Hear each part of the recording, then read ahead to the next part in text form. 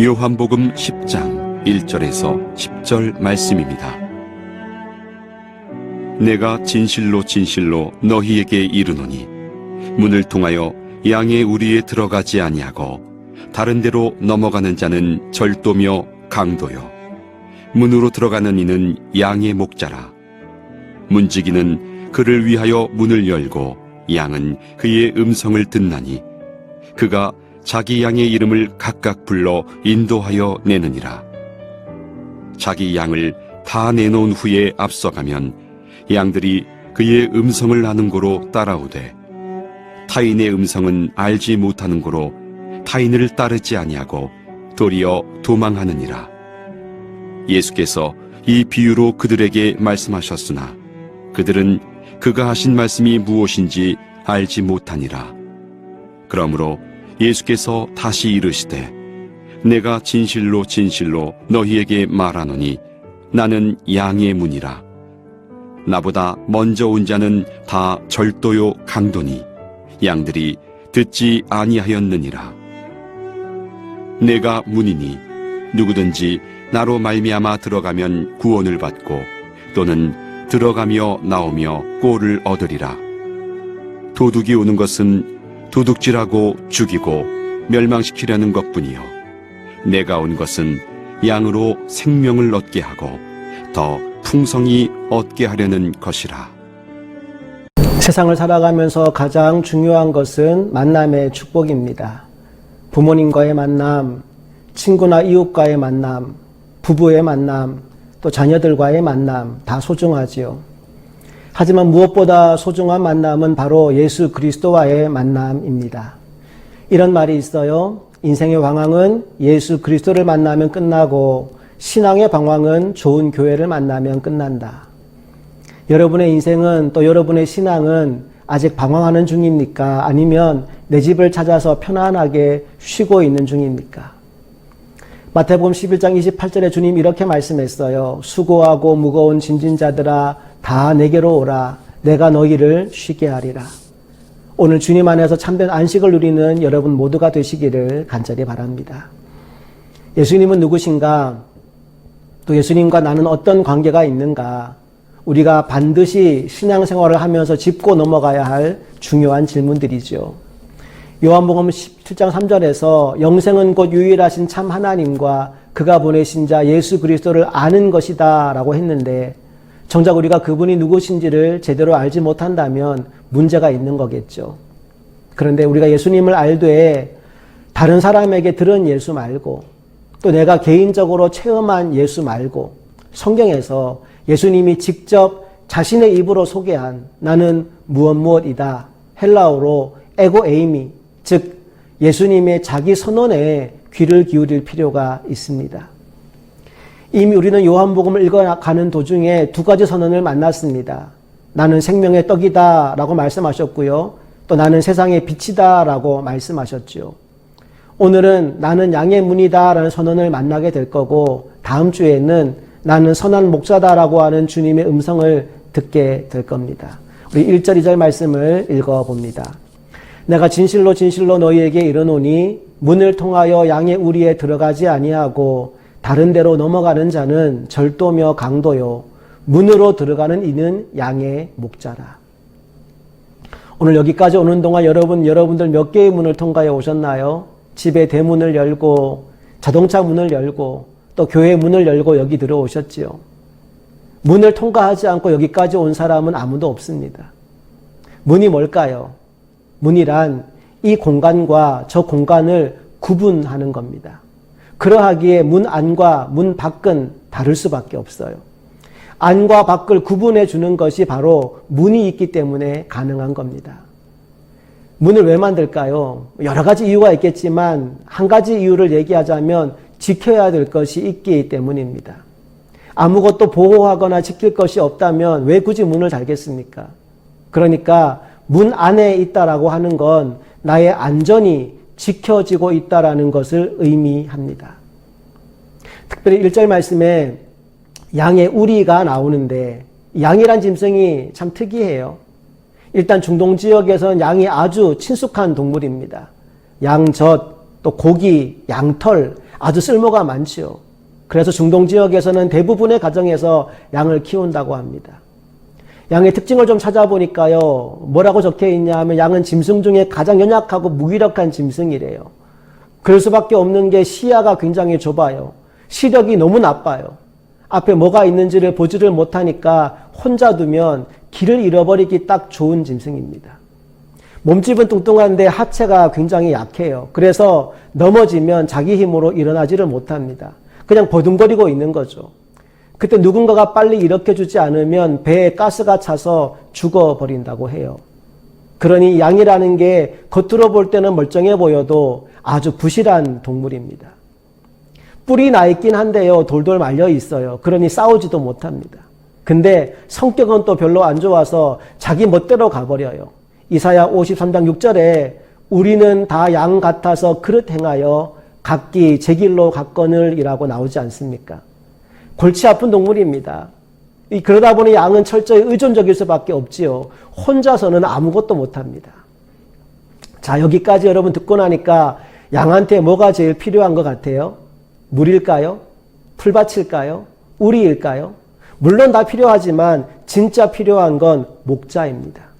시편 23편 1절 말씀에 여호와는 나의 목자시니 그 다음 뭐라고 나왔죠? 내게 부족함이 없으리로다. 양에게 가장 필요한 건 바로 목자라는 겁니다. 우리도 마찬가지예요. 우리에겐 참 목자가 필요합니다.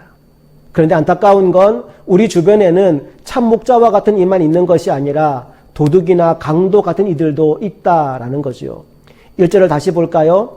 내가 진실로 진실로 너희에게 이르노니 문을 통하여 양의 우리에 들어가지 아니하고 다른 데로 넘어가는 자는 절도며 강도요. 절도도 있고 강도도 있다라는 겁니다.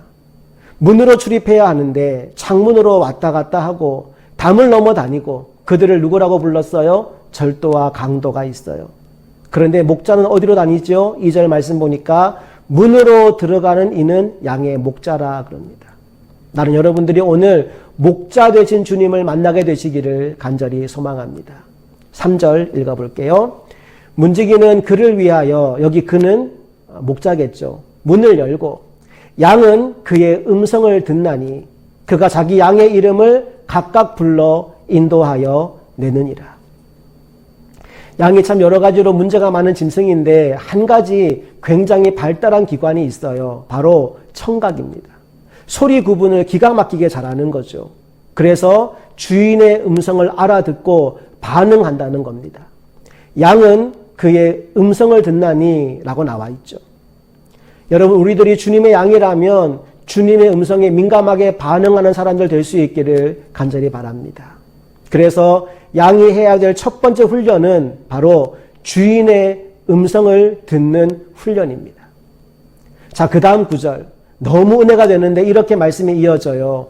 그가 자기 양의 이름을 각각 불러 인도하여 내느니라. 나의 목자가 되신 주님이 나의 이름을 아시고 나를 이름으로 불러주신다는 겁니다. 복음성가 중에 내 이름 아시죠라는 곡이 있어요. 한 마리 한 마리에 관심을 가지고 인격적으로 불러서 돌보시는 주님을 여기서 만날 수 있습니다. 4절을 이어서 읽어봅니다. 4절과 5절 읽어볼게요. 자기 양을 다 내놓은 후에 앞서가면 양들이 그의 음성을 아는 고로 따라오되 타인의 음성은 알지 못하는 고로 타인을 따르지 아니하고 도리어 도망하느니라. 여러분, 여기 보니까 양이 앞서갑니까? 목자가 앞서갑니까? 예, 목자가 앞서가요. 여러분, 양이 앞서가면 큰일 납니다. 아까 시력이 별로 안 좋다고 했잖아요. 엉뚱한 곳으로 가서 어디에 빠지고 구르고 넘어지고 자빠지고 난리가 날 겁니다. 그러니 목자가 앞서가는 겁니다. 그럼 양이 할 일은 뭘까요? 앞서가는 목자만 따라가면 되는 거예요. 자, 아까 양이 해야 될 첫 번째 훈련이 뭐라고 했나요? 목자의 음성을 듣는 훈련입니다. 두 번째 해야 될 훈련이 있어요. 바로 목자를 따라가는 훈련, 다른 말로 순종 훈련입니다. 음성 분별 훈련과 순종 훈련, 이 두 가지가 양에게는 필수라는 겁니다. 자, 여기까지 얘기했는데 예수님이 비유로 말씀하시니까 사람들이 못 알아들어요. 6절 말씀 볼까요? 예수께서 이 비유로 그들에게 말씀하셨으나 그들은 그가 하신 말씀이 무엇인지 알지 못하니라. 못 알아듣는 거죠. 그래서 주님이 7절에서 이렇게 선언하고 있는 겁니다. 요한복음 10장 7절 말씀 보세요. 그러므로 예수께서 다시 이르시되 내가 진실로 진실로 너희에게 말하노니 나는 양의 문이라. 여기서 의문이 생기는 게 그냥 나는 목자다 그러면 될 것 같은데 갑자기 왜 나는 양의 문이다라고 선언하고 있는 걸까요? 여러분, 목자와 문이 같은 겁니까? 아니요, 전혀 다르지요. 그런데 앞에서는 나는 목자다라고 하셨다가 갑자기 또 여기서 나는 양의 문이다라고 하니까 더 헷갈리지 않습니까? 그런데 제가 그림 하나를 보고 이거구나 무릎을 쳤어요. 예수님 당시에는 우리가 세 종류가 있었습니다. 첫 번째는요, 벽돌로 튼튼하게 제대로 지어놓은 우리입니다. 지붕도 덮어놓고. 근데 이렇게 근사하게 지어놓은 우리는 많지가 않았대요. 두 번째 우리는요, 천연 동굴을 활용하는 겁니다. 동굴 입구에 울타리를 치고 그걸 우리로 사용하는 거죠. 마지막 세 번째, 가장 보편적인 형태가 뭐냐 하면 특별히 목초지가 여기저기 흩어져 있기 때문에 계속 이동을 해야 되지 않겠습니까? 산 기슭이나 산 중턱에서 야영하는 경우가 많았겠지요. 이때 밤새도록 양을 풀어놓으면 맹수들에게 다 잡혀 먹힐 겁니다. 그래서 양들을 보호하기 위해 목자들이 돌담을 쌓아서 우리를 만듭니다. 간이 우리를 만드는 거죠. 특별히 이 우리 같은 경우에는 양들이 들어오고 나갈 수 있는 출입구는 있는데 막는 문이 없어요. 그래서 어떻게 하느냐? 목자가 그 출입문 앞에 들어 누워서 문 역할을 해줍니다. 이해가 되십니까? 그림을 한번 보시죠. 바로 이 그림이 제가 설명했던 바로 그 그림입니다. 이 그림을 보면 느끼시겠지만 예수님이 문이면서 동시에 목자가 되신다는 거예요.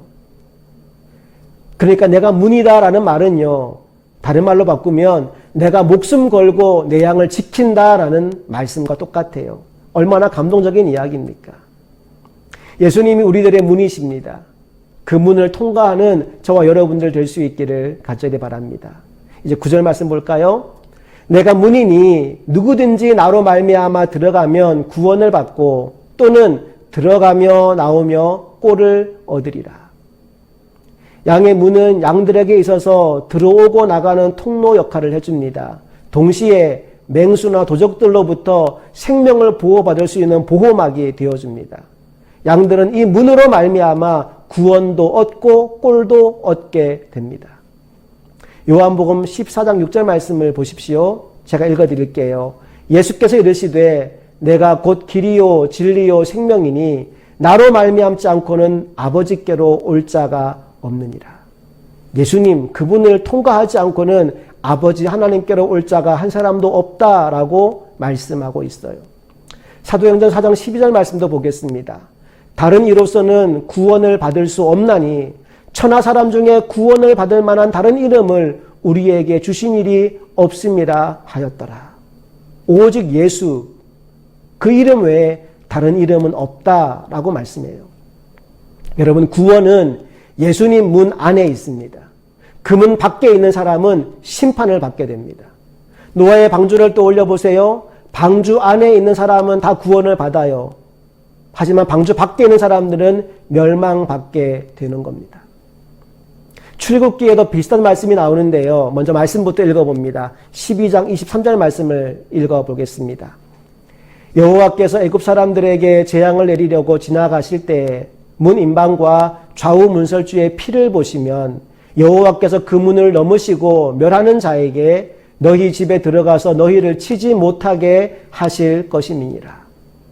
애굽 땅의 10번째 마지막 재앙이 임할 때 문설주와 문 임방에 어린 양의 피가 발라져 있으면 그 문 안에 있는 사람들은 다 살았습니다.